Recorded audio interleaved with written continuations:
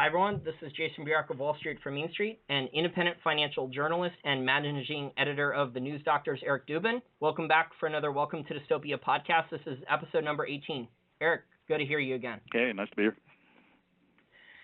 Now, Eric, there's a lot of news actually in the precious metal markets. I actually haven't seen anyone talk about this yet, really. Anyone, that we pay attention to. I'm surprised because the press release came out almost 24 hours ago. The Sprott Physical Silver Trust is actually going to go out and buy a lot of metal in the open marketplace. I think they're going to buy almost $75 million worth of physical silver. They just sold more units for that. Yeah, it's awesome. I mean, it's coming at a time that's definitely going to help push silver prices higher. And a lot of people have been wondering, well, when is Sprott going to go and do another offering? And the premiums haven't been high enough to support an offering, and now that apparently they are, and so they're going to go for it. And this is probably going to be one of, an ongoing stage. When they had done their secondaries before, they provision for the ability to purchase more. So 75 million, give or take, maybe the initial salvo. Yeah, I think this is going to be, there's going to be additional moves. Like you said, when they filed the first secondary offering to go out and buy more physical silver, I think what was that, 2011? Yeah. Yeah, it was 2011, I believe. They gave themselves a pretty large cushion to do additional secondary offerings so they could go and buy more silver at a later date. And finally, they're doing another one. So this is long-term, this is good for the physical silver market for the demand side. In the short term, if you're a unit holder of the Sprott Physical Silver Trust, you're going to be down a little bit, but maybe you should look at this as a buying opportunity if you don't already own that, maybe for diversification purposes. It's not a bad idea to get into the trust right now, now that the premium has gone down quite a bit, since there's obviously some dilution. Yeah, I remember talking to Sprott many, many years ago. I forget exactly when. I think it was like 2012. We were doing an interview with Doc, and it was not that long after they had completed their offering. He was talking about how they were receiving newly refined bars, literally with like serial stamps on them and marks from the refineries that indicated the bars were like only a couple months old. There was hardly any silver available when he was accumulating the last time around, and here we are with what is obviously a pretty darn tight physical market. So it's going to be pretty interesting to see how the additional buyer of the Sprott fund stepping in and accumulating physical is probably going to help push silver up quite a bit. Yeah, and in the next couple of years, Eric, there is going to be supply-side problems in the physical silver market, and it's not necessarily going to be from the primary silver miners. This is going to be from the base metal miners who produce copper and iron ore and lead and zinc, and silver is a byproduct. According to investment bank Societe General, or Soc Gen, their research says that silver mining supply will decrease by 9% globally in 2016 and 13% in 2017 due to low base metal prices. So these are going to be mines that either are shut down, production is reduced, so the lower grade ore, the higher cost ore, that's going to be stopped producing, or some of these copper miners, if the copper price has had a little bit of a rally here, if it starts going back down, there's going to be bankruptcies. Yeah, and they may, in fact, be conservative when it comes to estimation of how much, forward supply is going to come off. I mean, we have, in these 4+ years of this bear cycle, seen so much destruction in the mining industry, and it's wreaked havoc. I mean, the biggest cure for low prices is, in fact, low prices, as Rick Rule often jokes about. And here we have sown the seeds to what will, in fact, probably be a far greater bull market move were it not for all of this crazy manipulation and aggressive abilities and efforts by the cartel and the central bankers trying to keep financial assets up, saving the banking system, and resuscitating the economy on their kooky theory of the wealth effect, and pushing assets up and whatnot. I mean, we've created such a crazy mess. And one of the very few areas where, as the standard equity markets go down, we should presumably see continued bull market move in mining shares and precious metals. Yeah, and another thing I also noticed, and this is from me researching some of the mining stocks, Silver Wheaton, which is a large silver streaming company, they do deals with emerging silver producers, primary silver producers. Maybe they buy a silver stream. Maybe they also buy silver streams, a lot of them from base metal miners who have silver as a byproduct. What they said on their conference call a couple weeks ago, and their conference call was over 50 minutes long, it's a solid company with a lot of cash flow, even at low silver prices. But what they said, the juicy nugget I heard on there, was that they were contacted by large base metal miners that have never been interested in silver streams before. These guys cannot raise the debt or equity they need because their cash flow is down, their asset prices are down, their stock price is down, and they have bad debt to equity ratios and debt to cash flow ratios now with the low, base metal prices. So it basically sounded like the big three copper and base metal miners. So these are the Rio Tintos, the BHP Billotins, and the Freeport-McMorans of the world. Normally these guys, Eric, would never have to sell a silver stream or a gold stream because they have such easy access to borrow capital, either in debt or equity or things like that from the market before, because they have so many different mines online and cash flow and things like that. And, here they are going to Silver Wheaton. So I think that shows that the industry for base metal miners is in trouble. Long term, this is good for silver because, so much of it is produced as a byproduct. I think almost 70% of annual global silver mining supply is out of base metal miners. So, that these are signs that, maybe we haven't fully bottomed in the silver market, but the bottom is going to be very close because there's just not a lot of capital available for these base metal miners who produce silver as a byproduct. Oh, we've bottomed. And there's no weasel words here. We've bottomed. I mean, the kind of move that we're seeing ever since we had an intermission about midway through January where the cartel came and beat the snot out of the precious metal space, and in particular went after the miners very aggressively. But immediately following that, we saw an enormous amount of institutional money flying in through January, and we've seen pockets of those kind of moves for the last couple of months. I mean, we have these intermissions and attacks, and we had that February 11th upward spike, that it's 80% shot up in terms of, an angle was almost like a hockey stick. And we consolidated for a while, and gold was performing better than silver, but overall, here we are. I'm looking at a GDXJ chart, and it's amazing. We have an all-time high for this year. We closed today. We're recording at the end of the day, Friday. And GDXJ, the junior miners, which is kind of like in terms of understanding the sentiment and the animal spirits that are in the precious metal space right now. If you pull up, and we'll include a link to this so that others that are listening along, you can take a look at the chart really easily. It's at $30.33, an all-time high for 2016's trade, and bottomed out around January 19th or so, and has been going up and confounding people because at the same time we've seen the miners lead this whole move, and that is in part being driven by pretty deep-pocketed money, people who are longer-term, quote-unquote, smart investor monies, as well as a kind of rotational move into miners and precious metals overall from the institutional crowd. I always refer to the 95% or so of monies under management in Western worlds being pretty much managed by people who think conventionally. They don't really spend a lot of time studying much of anything, frankly. Never mind, listen to an alternative podcast like this or reading Zero Hedge or what have you. And they're moving into this sector too, in part because everything else has been so goosed higher that they can recognize that the equity markets, the general equity markets, the S&P 500 universe and so forth, and Europe are too extended, and then we got these issues in the credit markets. So, more and more people are recognizing in the conventional finance world that we're moving through an extremely volatile period with the likelihood of conventional equities going down. And, particularly if you layer on top of that the whole fantasy notion of the Federal Reserve raising interest rates quite a bit, the writing's on the wall. Standard equity is going to go down, and an alternative asset like precious metals is going to be a safe haven play.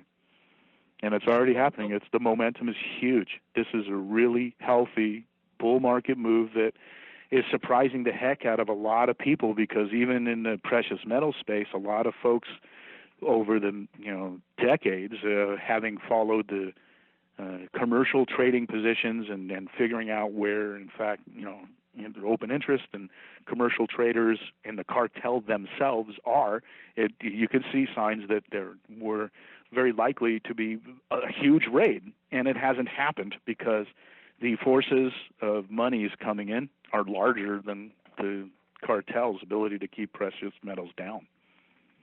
Yeah, Eric, I think the gold and silver miners are showing excellent price action. In the past, when the metals prices had a correction, the miners had gone down a lot more. The miners look like they're being bought. It looks like large money is buying the most quality mining shares on dips now. It definitely looks that way to me.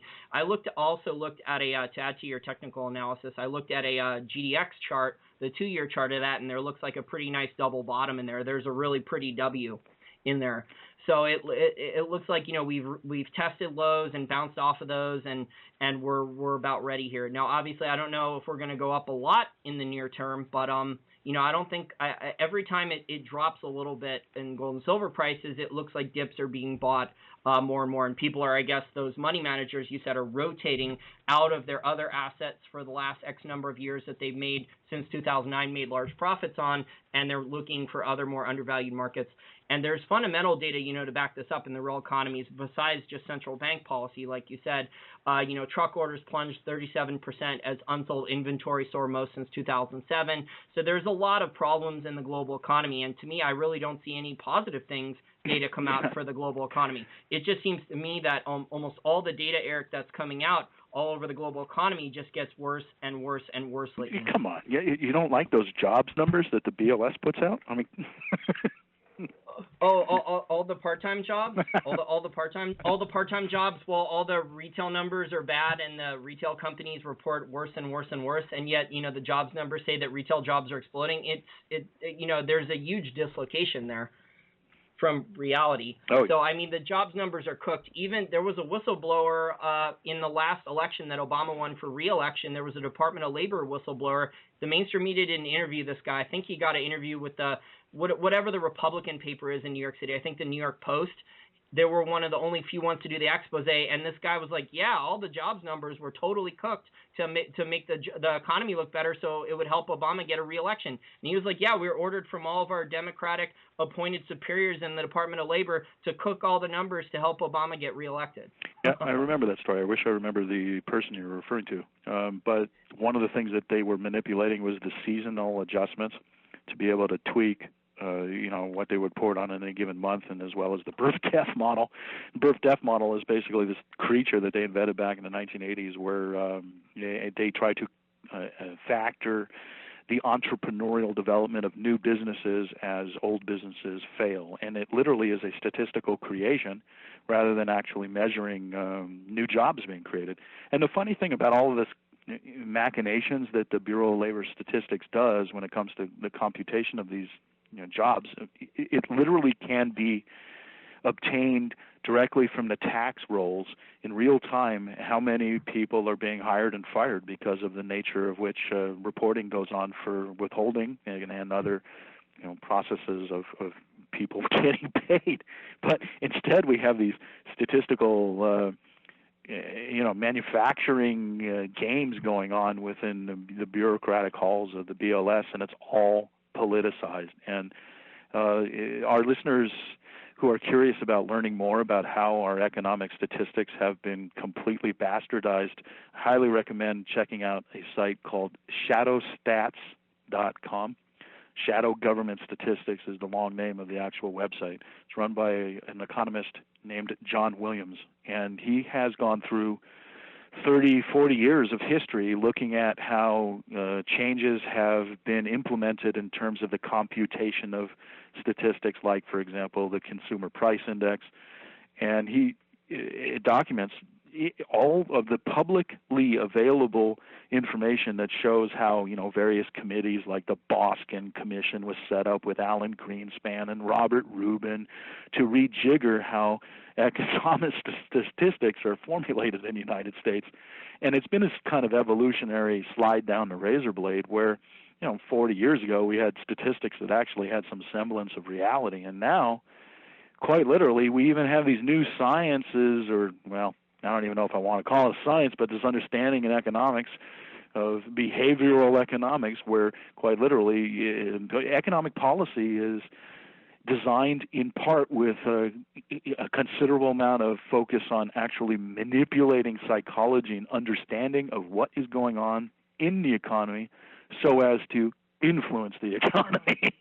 It's really like a dog chasing its tail, and it's really it's amazing to see all this stuff. But the bottom line is that we have financial markets that are partially an illusion, and an economy that is rolling over, and the average people can see it.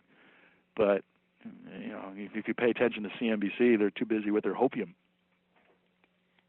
Yep, they're too busy that the global economy is doing well, the U.S. economy is doing well. I don't see really any evidence of this. Maybe there's some technology companies that are doing well and things like that. They're exceptions to the rule.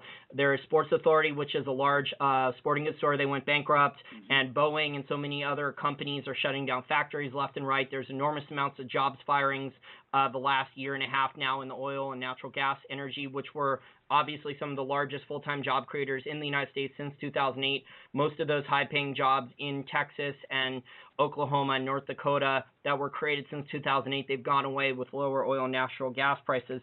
But you brought up the BLS, and I don't know if you saw this, Eric, but in the last week or two, there was actually a major break-in at the Bureau of Labor Statistics building in Washington, D.C. So I'm wondering if the thieves, whatever they stole, if they actually saw the Keebler elves or the magical beings behind there cranking out the new formulas, if they found their secret. Do you have any? I didn't see the story. Do you have any idea what they stole? It was on the Hill. It was on off the top of my head, no. It was on a major Washington, D.C. wonk website called thehill.com. Right. So it's not alternative media, but they reported a major break-in at the BLS. I don't remember off the top of my head what was stolen, but I thought, yeah, they went in there and the thieves saw, like that there were magical creatures behind the machines tweaking the formulas and things like that all the time, because this is just a sleight of hand and all the craziness that goes on with the formulas, and just so many people actually believe this nonsense. Yeah.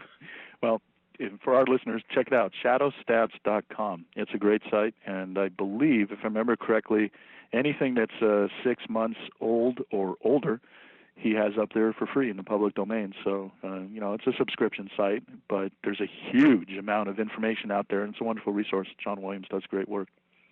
Ed Batowski also did something that's far more accurate than the Consumer Price Index, which tracks inflation. That's the Chapwood Inflation Index. Right. He checks all the major cities, and it says that, over 10% inflation every year for the last 4 or 5 years in every single major U.S. city. And, all the consumer staples are going up, your taxes are going up, your property taxes and things like that. So everything's just been layered on with inflation and taxes, and it's just systematically destroying the middle class. Now, Eric, I want to transition here, switch gears. I want to talk about the Panama Papers, since that's like the hot topic right now. Obviously there's a call with the Panama Papers out for more taxation to stop these evil tax dodgers. Why do you think the Panama Papers were leaked? Well, it's important to recognize where they came from, and the fact that the organizations that put this stuff out are, working with 400 some odd journalists, and the Open Society from Soros's milieu is partly behind this. The ICIJ organization is definitely suspect. The kind of people that they outed are largely bit players for the most part. You don't see any kind of outing of scoundrels that are in the core of, for lack of a better way of putting it, the Anglo-American Empire. The core of our Western interests are, in fact, protected and served by these Panama Papers release. I mean, and then on top of that, when the mainstream media has grabbed a hold of this, we've seen this kind of spinning of it in an effort to draw focus on people like Vladimir Putin and the premier of China and Assad and Syria and whatnot as being the true troublemakers that have vast fortunes that are built on corruption And in reality, Putin isn't even named in the dumb thing. And that the guilt by association that is attempted through targeting people like Assad and whatnot. If you were to count all of the stories and headlines that have come out of the release of these Panama Papers and the spin to come out of the West, a huge percentage of what in fact is being focused on are in fact these kind of individuals, when the amount of information that is being released that actually pertains to them is minuscule at best. And yeah, sure, we have the Prime Minister of Iceland coming under focus and whatnot, but even that is an interesting case, because what country in fact gave the most friction to this whole banking paradigm shift that we've seen in response to the 2008 crash? Well, it was Iceland. They actually jailed a whole bunch of bankers and whatnot. So. And Putin's not exactly a friend of the bankers either, right? So that would make sense that he would be a target for them too.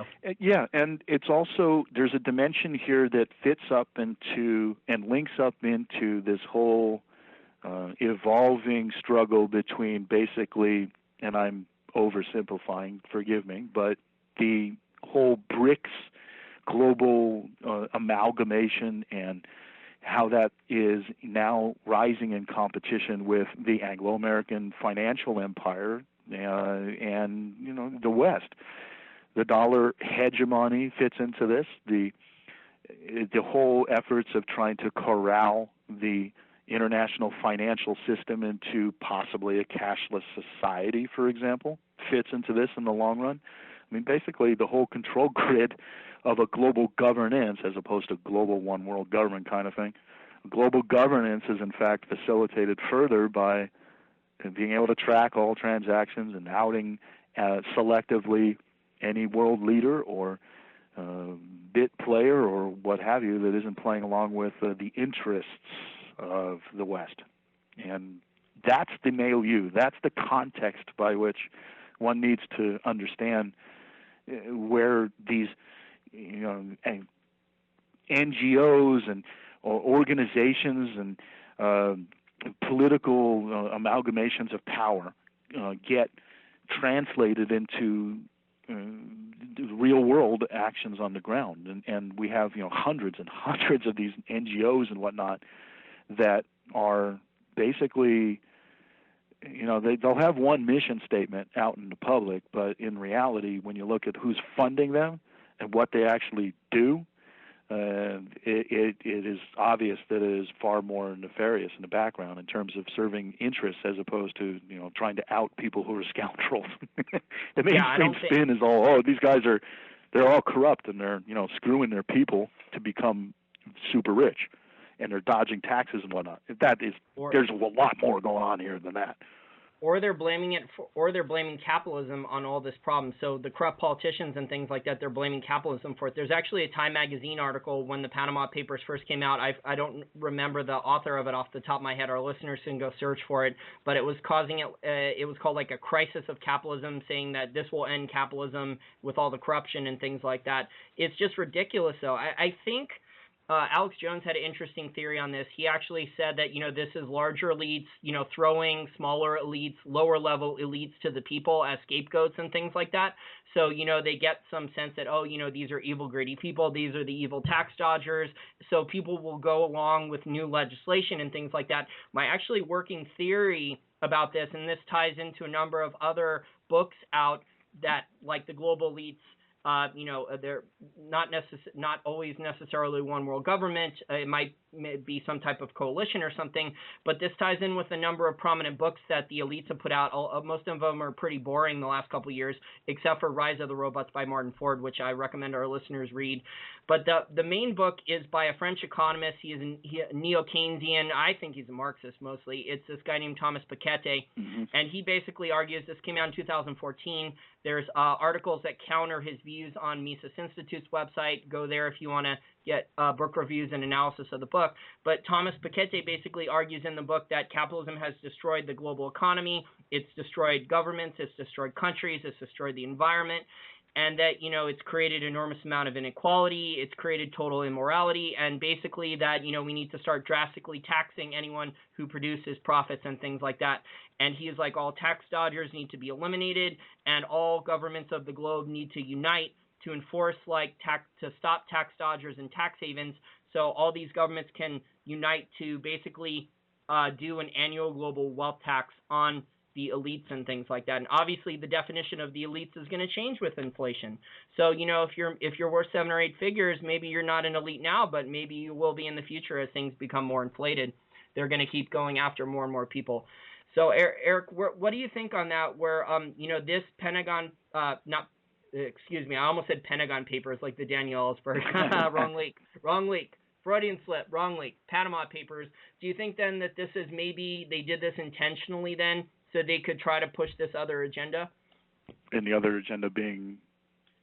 You know, the governments of the world uniting to go after people, tax havens and tax dodgers, sharing more financial information, even more so than FACTA and things like that, and, you know, more, maybe a comprehensive global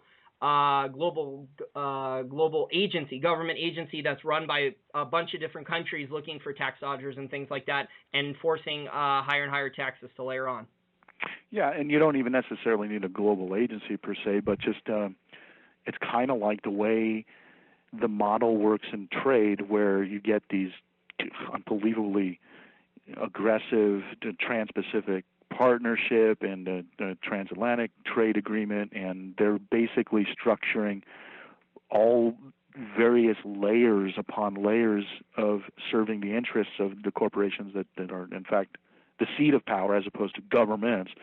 So you have these trade agreements that end up getting the interests served, but you still have nation states that just, the nation states have their sovereignty diminished because of the nature of the trade relationships.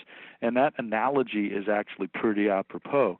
So, you know, I mean, whether you have, I mean, basically, the Western governments in particular are looking under the couch cushions for any monies that they can find, because all of them are insolvent, and they're looking to tax the heck out of people. So, yeah, of course, this is part of that whole effort to clamp down tighter on average people. But, you know, the whole interesting spin about things like the Panama Papers is that the mainstream presents it as like, oh, okay, we're going to go after corruption. We're going to go and get those nasty people at the top who are screwing you. And the reality is that it is more along the lines, at least when it comes to this particular aspect of this release and why it's being released, is more along the lines of keeping world leaders in check. You know, I mean, anybody who doesn't play along with the rules of the game in the West can be outed and their personal assets exposed, and basically get a heck of a hard time personally. And it's a control grid. That's how these things work. Exactly, Eric. And, you know, as soon as one tax haven closes, more are going to open. So that's just, it's going to be a cat and mouse game. So the government's going to go after this tax haven in Panama or that tax haven in Switzerland, and other ones are going to open up. And this is just the way. And the key thing, too, though, I mean, you're speaking more along the lines of what happens from the perspective of society across the board, and I'm actually addressing a different aspect. Both are up and running. I mean, they're both going on. I'm talking about the political control mechanisms that intelligence agencies and governments in tandem, and the corporate sector interests that hook up with that. I mean, that is essentially the oligarchical model that, in fact, is the nature of our power in the West. And so these interests are, in fact, being served by the leak of Panama Papers, and you need only look at the fact that there's no significant good player, so to speak, player who goes along the rules of the ruling elite of the West. I mean, nobody who is playing along the rules isn't being outed. So it's not just about trying to go out and get the taxes of some miscreant leader who whatever is not, you know, who's screwing over their people or whatever, and that's the spin that we get in mainstream media. No. It's more nuanced than that. It is about a means by which it's a control architecture that is masquerading as journalism. And you literally, you don't see Hillary Clinton and Bill Clinton and all this unbelievable corruption that they've been doing being outed. And you're going to tell me that the team of 400 plus journalists don't have any of that data? Oh, how interesting is that? And there's also 140 FBI agents, on their case too, and yet no charges. So it's unbelievable. Hillary still hasn't been charged. Obviously, people are blocking her from getting charged at the Department of Justice and other areas. Well, it's like what we joked about before. Maybe she's partly blocking because she has some pretty interesting files in her control file package that, blackmail ability against her enemies. And that's how Washington works at this level. At the highest levels, these guys and gals go to war with each other based on control files. Intelligence agency term. And it's also a good point that there wasn't any key American political figures outed in the papers. Something else I want our listeners to know is, a lot of these American Democratic Party members, these congressmen, these senators that are Democrats that are calling for higher and higher taxes and things like that, probably even Bernie Sanders, a lot of these guys in public, they'll say, oh, we want more higher taxes so the poor can get more money and the middle class can get this for free and that and that. A lot of these guys, when the cameras are off, they're calling up looking for tax havens. So a lot of these guys with their own money, they have a lot of their money invested in tax havens and stuff. They dodge the taxes. So Democrats in public may be saying, oh, we need higher taxes. We need to regulate capitalism and the money needs to go into this government program and that to make the economy more fair and equal. No. These guys with their own money, they're not paying their taxes. Yep. A lot of these guys are dodging taxes like crazy. I heard a story from a friend of mine who moved to Puerto Rico. He's a libertarian. You guys would know him. I won't mention his name because he didn't give me permission to tell the story, so I just won't use it. But he told me that he moved to Puerto Rico. Obviously, if you're an American citizen, you move to Puerto Rico, you lower your tax bill, it's legal, you keep your U.S. citizenship. He said, John Paulson, the hedge fund billionaire, he bought a large house/compound in Puerto Rico, and he started moving some of his businesses down there, making real estate investments to drastically reduce his tax bill. On the business televisions, on the cable networks, he was vilified for weeks by Democratic congressmen in New York and senators. You're costing the state of New York, millions of dollars in tax money. You're an evil, greedy tax hoarder. And, supposedly after the guys came off the cameras, they called up John Paulson, these Democratic congressmen. They're on the phone with John and say, this is a song and dance show. I had to do it on the TVs so I could stay in office, keep my base happy, keep my money coming in, my donation money and stuff like that. And then they were asking John Paulson for advice how to move their assets into Puerto Rico to save money on taxes too. So this is the hypocrisy, folks. My listeners out there who think you're voting for Bernie Sanders. Bernie Sanders is going to be a member of the 1%. He's going to get his book deals, maybe even a movie. He's going to start getting, royalties from maybe a Larry David TV show and things like that, or, a series of books and things. So he's going to be a member of the ruling class. If you think he's going to make a difference voting for him, send this to your friends who think that Bernie Sanders is actually going to make a difference, because he won't at all. He'll probably start, moving his money offshore tax havens and stuff while he destroys the economy with higher taxes if he actually is elected. Yeah, I laughed because I was thinking, you have audience members that actually want to vote for Bernie Sanders? We may. I know we get, well, Eric, I know we get some hardcore Keynesians and Marxists that actually listen to this, and they post, they comment underneath the videos, but I have them blocked already because they cuss and they say, really nasty things about me and you, and stuff about, libertarians and Austrian school economists and things like that. One guy actually called, on my SGT report interview this week, one guy actually called libertarians and Austrian school socialists. I don't know how. He said, you're a libertarian socialist. I don't know how that actually works, but good for you. Must be the fluoride in the water. Maybe he lives in Colorado and he's just getting high all the time. No, I'll jokes aside, guys. I actually like Colorado. I've been there skiing, but maybe this guy. Marijuana's legal in Oregon. Speaking of books, speaking of socialism and Marxism and stuff, I actually read a great book a couple weeks ago. Our listeners out there want me to give out book recommendations. Politically Incorrect Guide to Socialism. I found that book pretty good. The old definition of socialism is, owning the means of production, yada, yada, right? Well, the socialists, the Marxists in power in the United States, the Communist Party in the United States, they've adapted their philosophy. They don't want to own the means of production. They just want a progressively higher income tax every year. The people who produce more in society, create more value, they just want to tax you more, and they just want to redistribute wealth. So I actually found that book very interesting. It talked a lot about Venezuela and the Soviet Union and things like that. Actually, the whole politically incorrect book series for you guys out there, I've read 4 politically incorrect books. So there's the Great Depression and Politically Incorrect Guide to the Great Depression and New Deal, Politically Incorrect Guide to American History, Politically Incorrect Guide to Capitalism, and the Politically Incorrect Guide to Socialism. There's a few more books in the series. Robert Murphy, Austrian school economist, Thomas Woods wrote one of the books. It's a good series. I recommend it. Highly recommend it. Cool. Yeah, anything Thomas Woods does is great. Yeah. So it's just unbelievable, guys. You vote Democrat, you think the wealth is going to be redistributed to you and things are going to be more fair. It's not. Charles Barkley, who I think Charles Barkley, obviously he makes a lot of jokes and people kind of laugh at him, but he actually said something very astute. He said, black people for many decades have voted for other black politicians thinking that they would help them economically, and a lot of black people are still poor. So Charles Barkley, not always the most politically correct guy, but I think there's some truth there that people, just because Hillary Clinton's a woman doesn't mean you vote for her. Just because you're black and a politician's black doesn't mean you should vote for them. You should definitely look on the facts and things like that and look to see who's giving the politician money.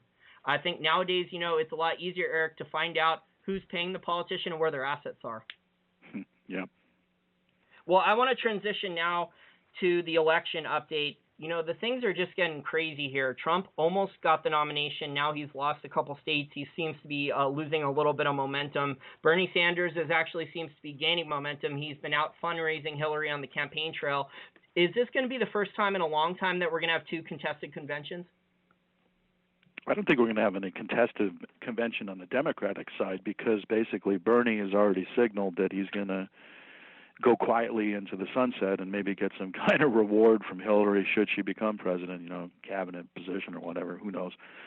But there certainly is going to be some, and before I leave the Democrats, the Democrats also have super delegates in a sense that even if Bernie were to get a huge amount of momentum, it really is a moot point because the power establishment on a Democratic Party can basically it'll be a coronation. Hillary, barring the FBI actually indicting her, is going to be the nominee for the Democratic Party, period. So there's that.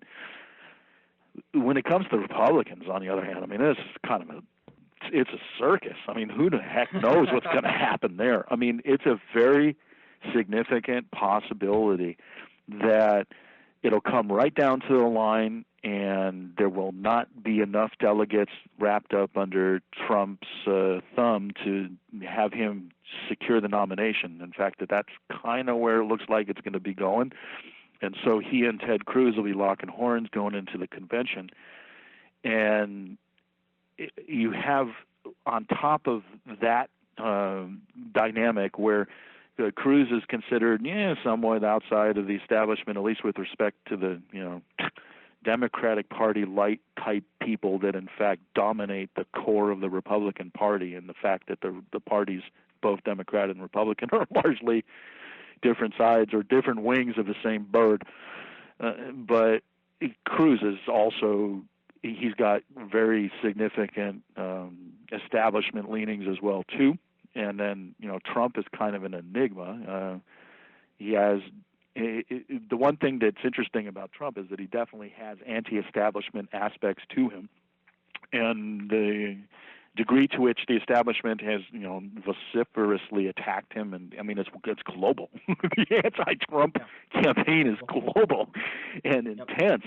So one way or another, I think we will be seeing some fireworks in Cleveland, and it may end up being that the Republican Party, the higher-ups in the core of the establishment segment of the Republican Party, which represents the majority of the party, will try to throw the convention. They'll do a brokered convention where they will try to either nominate somebody else, like, who knows, Paul Ryan, Romney, I mean, these are things that they've actually launched trial balloons about. I'm not making this stuff up. Eric, I think the Republican Party is in the process of destroying itself. In the next decade, the Republican Party I don't think it's going to exist in the same form or shape that it is right now. I think it's splintering itself. It is. Because the Republicans, the people running the Republican Party of the United States, they seem desperate to sabotage Trump, even though he would probably, out of any of the candidates, have the best shot at beating Hillary. At least the poll numbers are saying that. Well, no, but, actually, this is in the last. That was true in polling for like 2 months ago, but then all of a sudden, the spin lately has been like, oh, okay, Trump is going to piss off all of the women, and Hillary's going to carry more women, and therefore, for that reason alone, Trump is going to lose in a matchup against Hillary. But the thing is, only about 45% of the eligible voters in the United States show up, and this time around, when you have an anti-establishment person like Trump facing off against establishment Hillary, that may be really interesting. So, frankly, when I see the shift that we've seen in the polling and knowing the way in which public relations infused Washington media experts try to shape the public debate, frankly, I don't put a lot of stock in this whole matchup polling spin that's coming out of Washington, and it'll definitely be interesting if we in fact do have a contest between Trump and Hillary. I think Trump ultimately would win, and the part of the reason why is because more people will come into the election voting for the very first time. Unless they try to rig the election again, by ballot box stuffing or some other technique with the voting machines or something. There's so many different ways they can rig elections now. There's documentaries out about this and stuff. The electronic voting machines are the worst aspect of rigging because they're so easy to rig. Yeah, so I mean, so many elections are rigged nowadays, and there's a long history of elections being rigged in the United States. Lyndon B. Johnson was one of the best at it, and that's one of the reasons he was, besides the fact that the Democrats thought he could win them Texas, that's why he was added to JFK's ticket, was because they knew he was good at rigging elections. That's no joke. It's the truth. And that was in the good old days when they actually had to, fling ballots into rivers and get dead people to vote. Now we just push electrons around with our electronic voting. Yeah, and I think Mark Faber said an interesting quote from Joseph Stalin. It's not about who votes or rigging elections through voting. It's about who counts the votes. Yep. So even if 4 people vote for Trump, there could be ways to rig the election in the future. So we'll see. We'll have to see what happens. It'll be very interesting entertainment, though, if it is Trump versus Hillary. That'll be, reality television type of debates and things like that. Well, when it comes to that dynamic will be really fun to watch because Trump will just eat her alive. He'll be a wild man, that's for sure. And she's very smart and able to hold her own, but I have a feeling he'd be going berserk. So if nothing else, we'll certainly have an entertaining election if Trump and Hillary face off against each other. Yeah, so we're in for a very entertaining and also interesting rest of the year heading up to election season. I want to wrap up, summarize this episode before we get to our scumbag nominees. So we think, gold and silver miners are having good price action. I think it's a buyer's market for these mid-tier miners. These are the miners that didn't do bad acquisitions, that had, lower cost mines in the lower cost quartile, that were actually generating free cash flow. Maybe when gold was, even when gold dropped to 1075, they were still eking out a profit. Those guys have been pretty aggressive lately about doing deals. And, the valuations for the companies that are getting bought are not necessarily good. If your stock's down over the last couple of years, 80 or 90%, you get a 30 or 40% buyouts from those lows. It's not that good.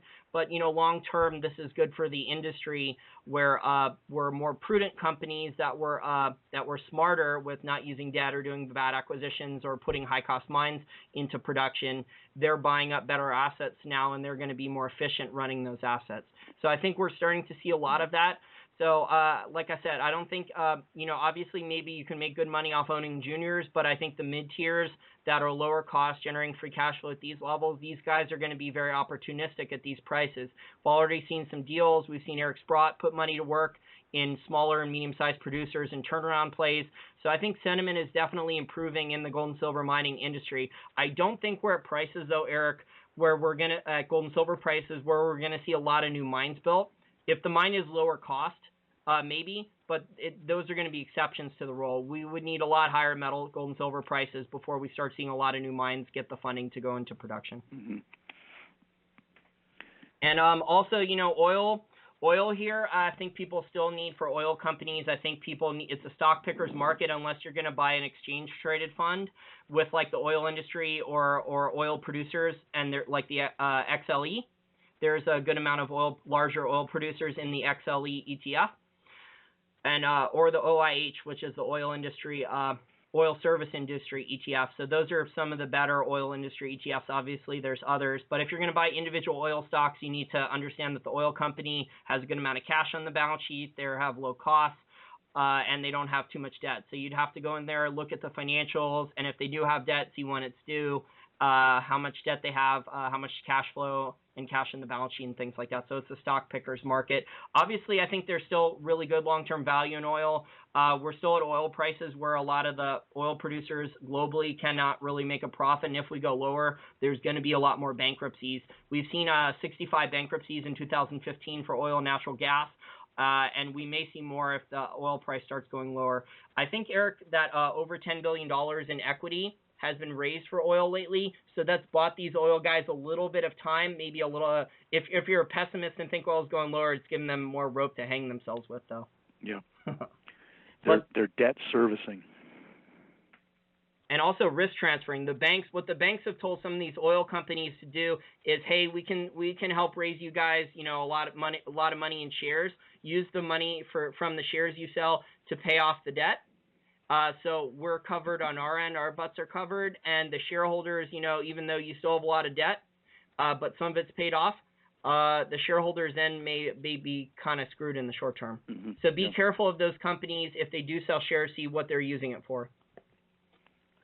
I would avoid copper and base metal companies right now. I don't think they're bargains at all. I said a couple years ago that the copper price was going to crash. I was a little bit early, but I was right long term that the copper price was going to crash. I think we need to see a lot more copper supply and production come offline. We need to see that copper exploration, obviously, as I think stopped. But we're going to have to see a lot of copper supply come offline, and I think that's going to be really good long term for silver. Yeah, definitely. Yeah, so that'll be something that will long term will really start to boost the silver price in the coming years as these high cost copper mines, you know, either go bankrupt or come offline. That's going to happen, guys, in the next 2 years because some of these copper miners, their balance sheets are just a disaster right now. I actually read an article on Seeking Alpha. I forget where I saw it. I think it was by the guy Itinerant, Itinerant, the author over on Seeking Alpha, and I think he wrote an article a couple weeks ago saying how 2/3 of all the copper miners on planet Earth could be bankrupt if the copper price goes lower. So we have a lot of uneconomic copper mines, so it'll be interesting to see what happens. A lot of the demand side of the equation in the copper market was from China. A lot of it was from central planning. China was, you know, more than 40% of the copper market, and a lot of it was stockpiling in warehouses because they couldn't put all their paper reserves into gold and silver. Yeah. Okay, so finally, guys, to wrap up the show, I want to do the Scumbag Nominees. We have one really funny one and also one sad one.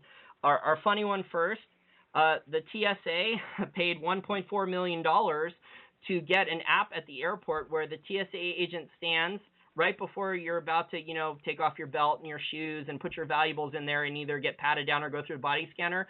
And all this app does, Eric, is on the iPad that the TSA agent holds, it just puts a big arrow and flashes left or right. $1.4 million for that.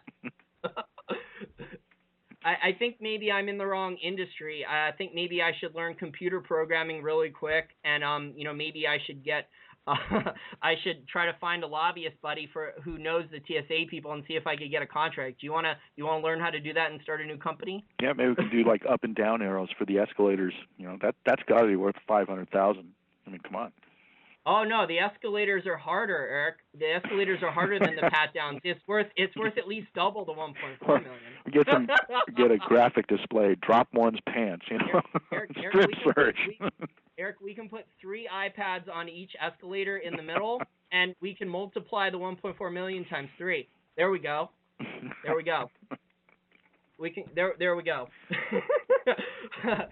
Seriously though, guys, I mean, if you're an angel investor out there and you're looking for a legitimately good business model, Wall Street for Main Street has a good educational technology one. Please don't waste your money using crony capitalism investments to the TSA or any of these other government agencies. It's just ridiculous how much money is wasted. And I'm sure the list out of many of these college graduates here in the East Coast, people would kill for a $35,000 or $40,000 a year TSA job with government benefits. I'm sure they have hundreds, if not thousands, of people for applying for each opening. Okay, finally, our last scumbag nominee of the week. Many of you listeners out there are familiar with what's going on in Venezuela. There's a lot of stories of shortages in food, electricity, diapers. It's just totally disheartening. We're seeing hyperinflation on the ground. We're seeing the collapse of a state, basically, where they've gone full big government, full socialism, basically Marxism. Hugo Chavez, the Chavistas, and now his puppet that's taken over, Maduro, and it just keeps getting worse and worse. There's some great videos out there for our listeners who really want to see boots on the ground, what is going on in Venezuela, how bad things are with hyperinflation. Basically now, Eric, you need a backpack full of, I think bolivars are their local currency. Yeah, bolivars. You base it for a $100 bill, $100 U.S. bill there in Money Changer outside the airport in Caracas.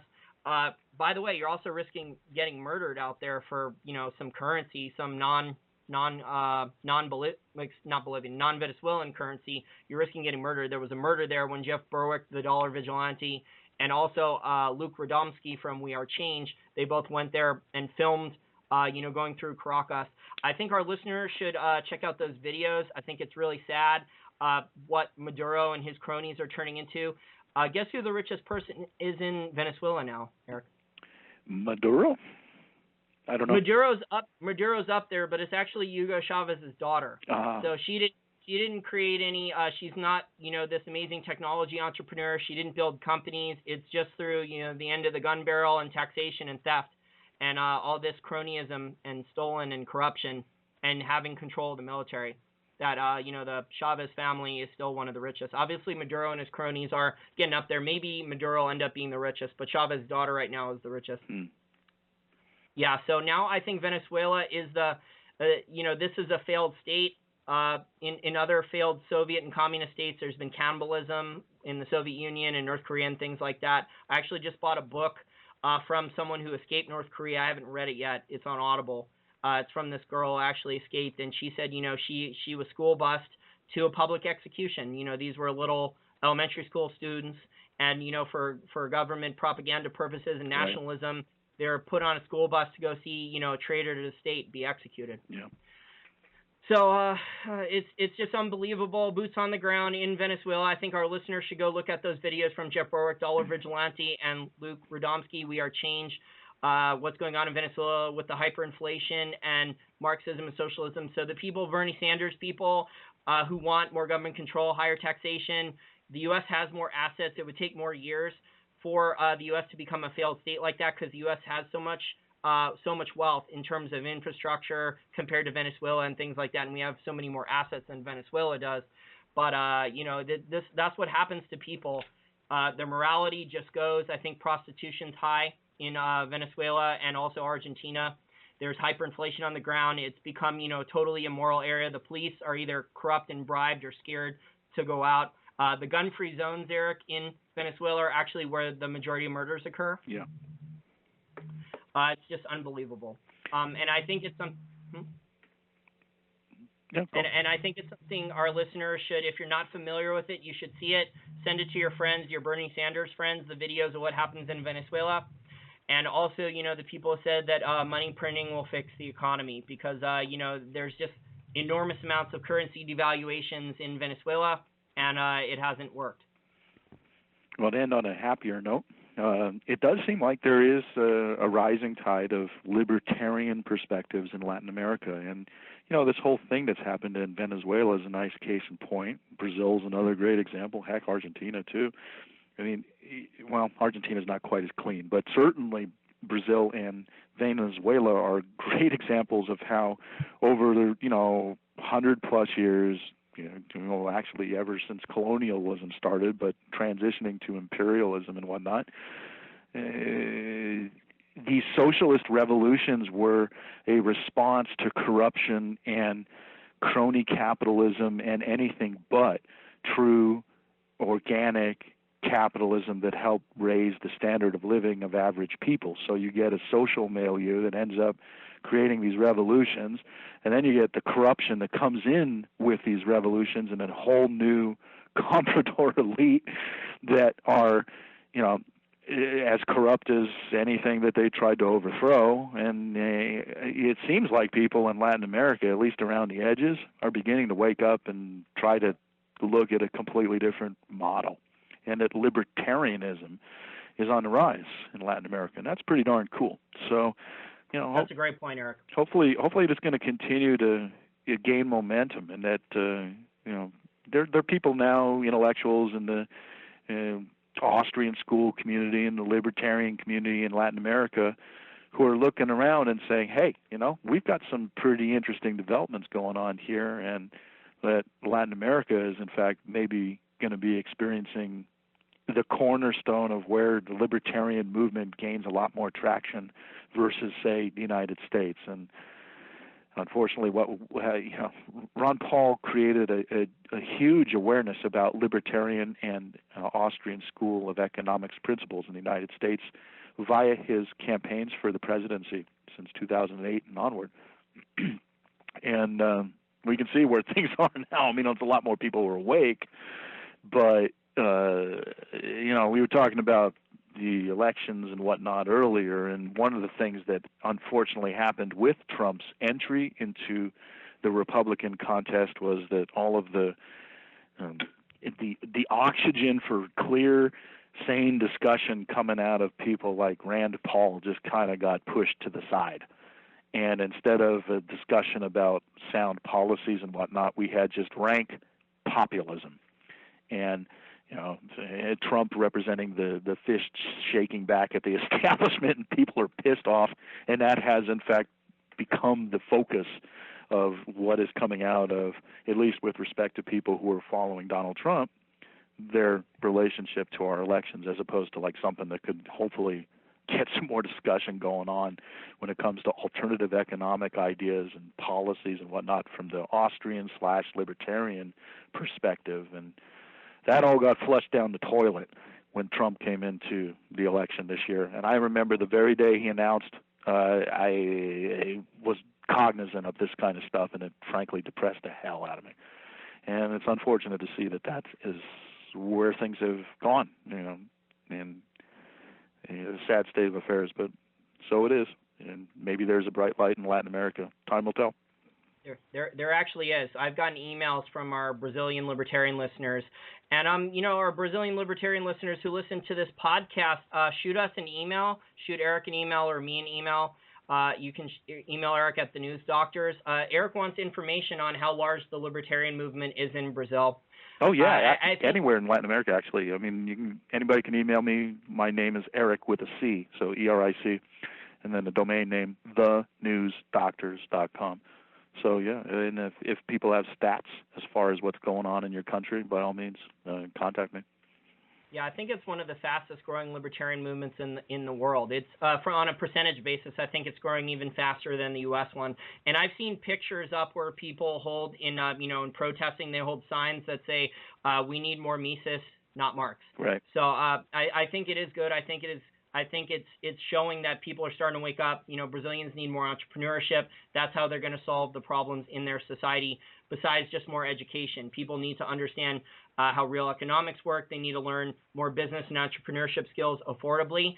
And their education system might not be doing that necessarily that good. And, they have a lot of crony capitalism there that has built a lot of white elephants and wasted a lot of money for their World Cups and the Olympics that's about to come up. The people, I don't know if they'll show this, Eric, when we see the Summer Olympics come up during the summer. I don't know if they'll show all the protests that are going to be happening, if NBC here in the United States will show it, but there's going to be a lot of them. And, hopefully there will be libertarians out there, peacefully protesting. Don't throw rocks at the police and things like that. Show it peacefully, and record it on your camera phones, GoPro, things like that. Upload it to YouTube.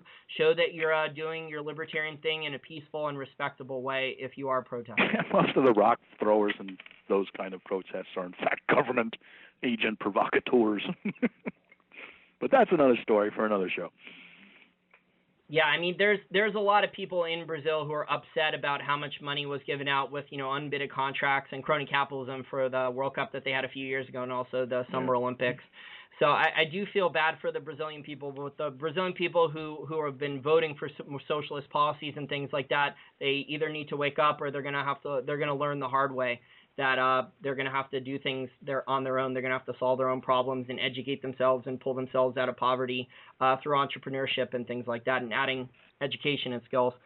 Well, I just want to thank everyone for listening to this episode. It's episode number 18, and welcome to Dystopia. Finally getting to 18 episodes. Please give us a 5-star review on iTunes if you haven't already done so, and you already are registered through the Apple Store and iTunes. We only have 23 of them right now. We should have a lot more. Compared to a lot of other programs, I think we're a lot better and we deserve more than that. And thanks again for your time, guys, and we'll be back in the future with more shows and a lot of interesting content. And one last point, too, toss it in. If you want to know more about the Panama Papers, one article in particular I'd highly recommend was written by Pepe Escobar, a wonderful journalist.